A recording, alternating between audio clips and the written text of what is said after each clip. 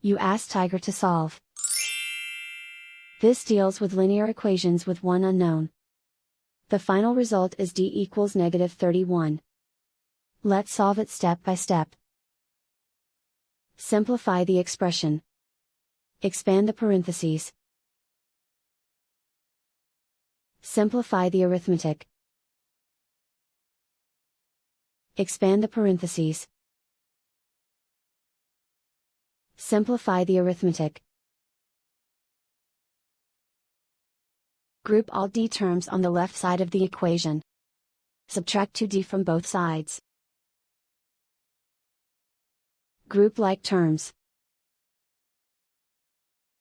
Simplify the arithmetic. Group like terms. Simplify the arithmetic.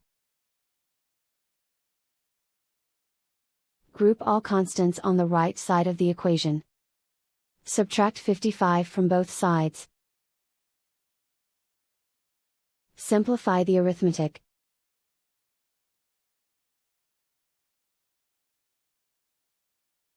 Isolate the d. Divide both sides by 3. Simplify the fraction. Find the greatest common factor of the numerator and denominator. Factor out and cancel the greatest common factor.